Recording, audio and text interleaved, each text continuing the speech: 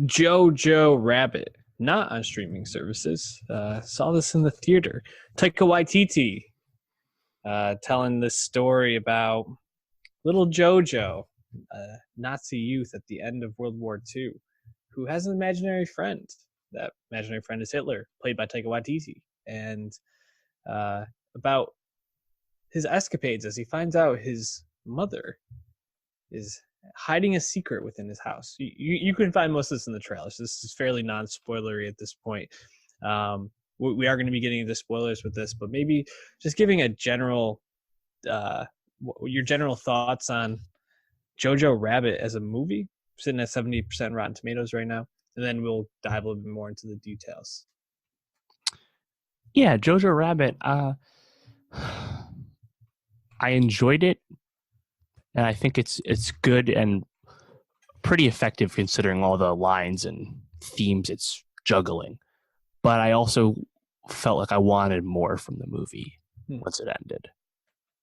But I think it's a very interesting movie to discuss for a lot of reasons. But how did you feel about it?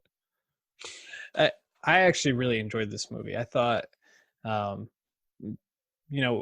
into it, I was a little bit worried because I do think there's a lot of themes, a lot of things that it was hoping to touch on. And I was like, is this going to be able to deliver in all these areas? And I think if you go in expecting a comedy, a film that's going to satire, not Nazism and the ideologies attached to that, specific to World War II, and that is going to kind of leave you feeling good at parts, and actually helping or making you feel not so good at probably at more parts, then you get exactly what you were looking for. And that's the thing is I think because I went in worried, I came out pleasantly surprised, whereas it sounds like maybe you had higher expectations that the movie didn't totally deliver on. Yeah, I think ultimately I was expecting more of like a comment or I don't want to say like a take. It's comedic. It's obviously satirizing hate and Nazism. It's billed as an anti-hate satire, right? That's a great job on the marketers on that one. But like I think the expectations are set, but just watching it, I just felt like overall the stuff with Scarlett Johansson I think is pretty good in the movie as Jojo's mom. Well, I thought the scene with her when he finds her for the last time, I thought that was pretty effective and like a good emotional beat, and probably even better than a lot of the humor in a certain sense. I don't know. I was waiting for some kind of payoff with the movie that I just didn't feel like I got, which is funny because I was entertained the whole time and enjoyed most of the humor, which is funny because a lot. It's funny. I think didn't expect this, but most of the humor is actually at the expense of Jews, not Nazis. Given that we're seeing lots of Nazi characters, and a lot of times over the top, really lampooning anti-Semitism, right? Like the Jews have their horns and their scales and all this nonsense shit, right? Mm-hmm. And seeing that espouse from little kids in particular is just pretty amusing, of course. But by the end, I just felt a little lacking. I think part of it is probably because Thomasin McKenzie, who obviously really broke out last year and Leave No Trace. She's the Jew in the attic hiding, the Anne Frank character.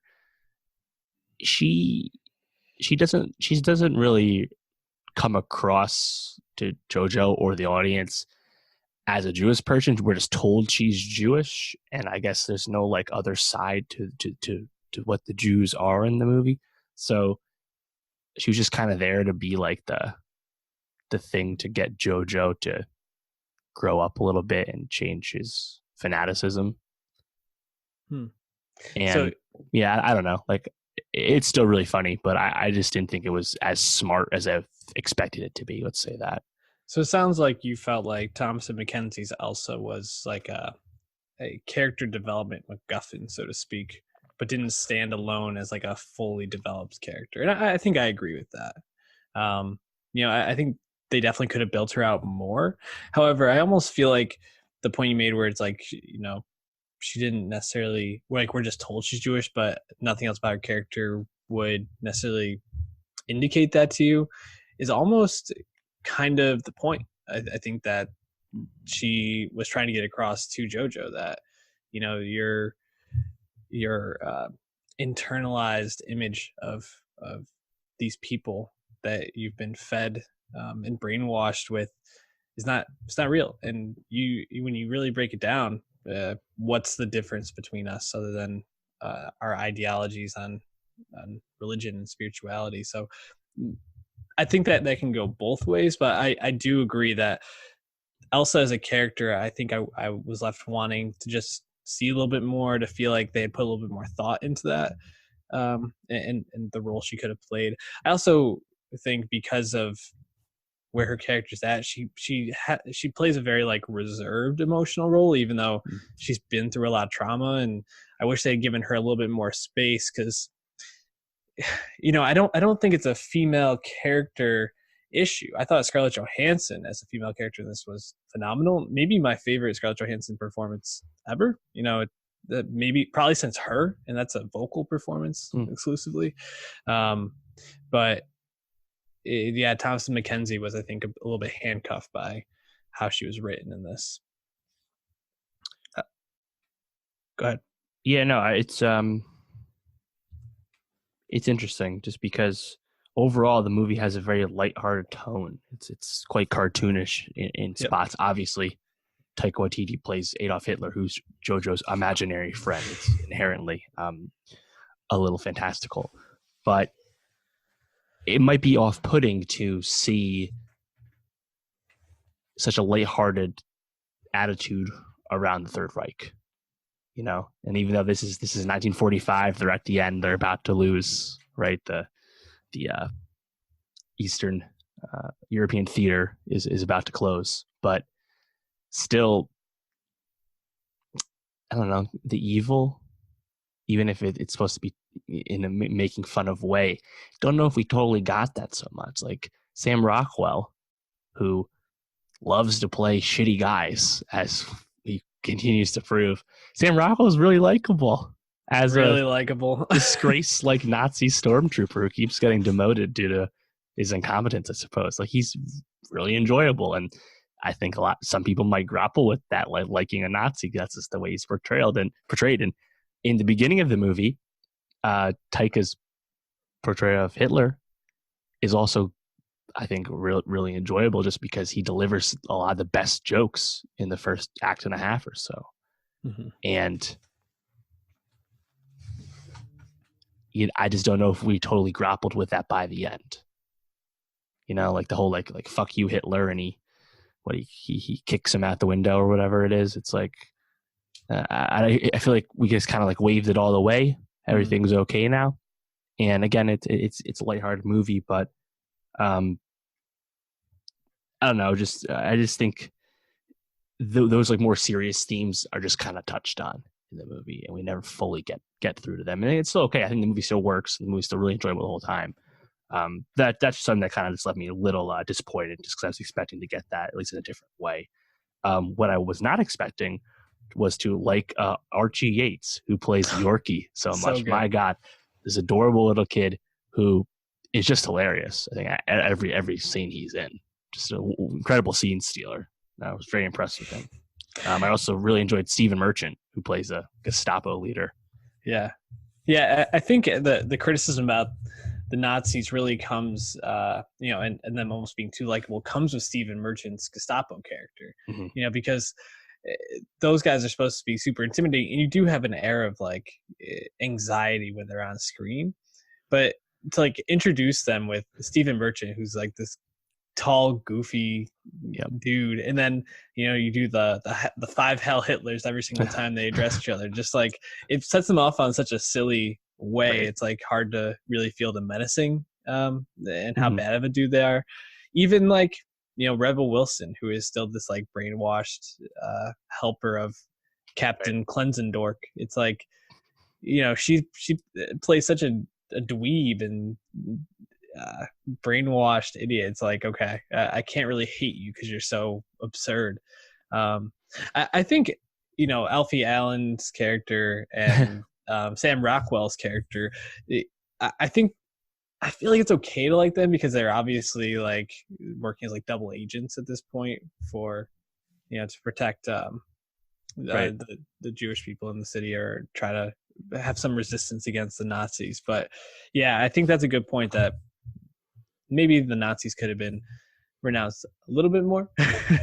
But I think overall it comes back to this is a story not necessarily about that time, but about this boy, right? And kind of finding ways to be more critical in terms of his thought and not just being wanting to be like everybody else, but embracing his differences.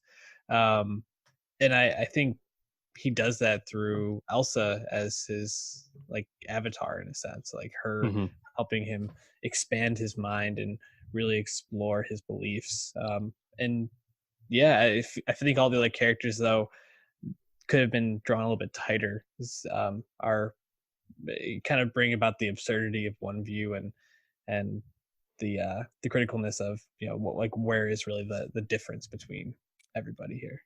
Right. Yeah. And I mean, like, I think they kind of go back to like when Jojo keeps asking about details about the Jewish people, and Rockwell is like, the Jews? Are you still asking about that? Like he's just totally unconcerned, right? And like, it's such a quick moment to like dismiss the notion, and really funny as it comes up. But again, feel like a little bit of hand waving.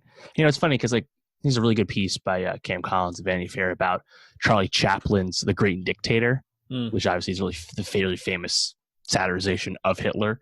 And of course, that's also well known because that was made before World War II really began. Like that was shot in like 1939, like the invasion of Poland's like just happening when they're making that movie.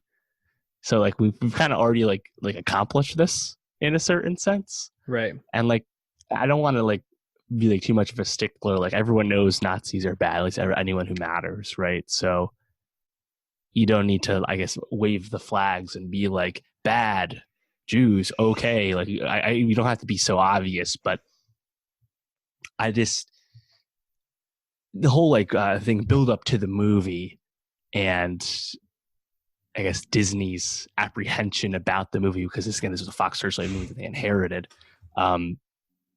Just left me with expectations that this movie was going to be either more pervasive, more controversial, or just have like some greater themes. And it's almost like way more down the middle than I expected. Like I didn't think anything was super egregious, right? Like, no, I don't think so. It's not like so. It's just it just caught me off guard, I guess. What were your favorite scenes, moments, other than Yorkie obviously stealing the show? Let's see. Early on, I really liked the Hitler Youth like training exercises, Summer camp, basically. Yeah, that was really good for multiple reasons. Really highlights the inherent sexism of the regime, the fanaticism to the bitter end, all that. That was good. I really liked the metal collection in their like robot suits. That was really funny. I mean, yeah, the ScarJo stuff is. I think I agree. This is ScarJo one of her best roles, and apparently another one of her best roles in Marriage Story is coming up soon. We'll talk about that soon. Heater. Yeah, it's weird because like Scarlett Johansson is just so famous that like you can't help but see ScarJo when you're watching her, but she's also inherently so talented that she makes that work. And it's almost a really understated role. It's not that showy, and all those scenes are good, but for some reason the payoff didn't totally land for me. But yeah, I mean, I liked Thomas and Mackenzie and JoJo's Elsa and JoJo's conversations when she's like in the cupboard and stuff, right? And like the fake letters and all that. I think that all really works, and it's really sweet. But and again, I think all the early scenes with Hitler really work too, just because those are good punchlines. Yeah, and it's a nice touch at the end when he does the like the "fuck you Hitler" line, where Hitler has the blood on the side of his head. Yes, already dead. I thought that was pretty good touch. Yeah, I thought Scarlett Johansson, that scene where Alfie's feeling her out, trying to get her to admit that she's hiding Jews. He brings up her dad, or his dad not being around, and she puts the soot on her face and Yep. plays the role of the dad and herself. I thought was pretty effective, and I thought just in general how they built up that relationship was really good. I loved how there was running gag of how hideous Jojo was now that he was like deformed and just he had like that little scar on his face you could barely see. Can't even look at you anymore. Yeah, I thought that was great. Also, everything between Sam Rockwell and Alfie Allen and Rebel Wilson, I just was like in stitches at. I thought they were fantastic. So a lot of good stuff there, and of course Taika as Hitler, like you said in the beginning, I thought was really really effective. So uh, for as much as maybe the movie didn't meet what we all were hoping it would, I think you a little bit more than myself. I still think this is a movie people should go see, support it, and give Taika more material to work with. Let him cook. Yeah, it's funny. Taika has been trying to make this for a while. It's an adaptation of, I believe, Caging Skies, the novel or short story, and he'd been trying to make this for a while. And I think, in a certain sense, the Thor Ragnarok's massive success kind of got him the last requisite financial clout he required to make this movie, even though he was already a successful filmmaker before Marvel. So, a lot of Marvel talk these days. That's a positive. This movie was only on 55 screens last week. It's kind of funny we both were able to see it. I made $1 million, but I'm curious to see just how big this goes, because this won the audience award at TIFF, and I think it's really going to be a crowd pleasing film. So I'm just curious quite how much this gets exposed. How will Fox Searchlight really ride this movie and really kind of platform that release and get that out there? Obviously, we don't know yet, but it's kind of like Joker. It's something a little off color that you think can really resonate with people. So we'll keep an eye on that for sure. I think adapted screenplay is probably in this movie's future. ScarJo maybe for best supporting. Again, she has another movie to consider there. But we'll be talking about the movie in the future, that's for sure. To your point, 78% critic meter, 90% audience score on Rotten Tomatoes. So people that see it like it.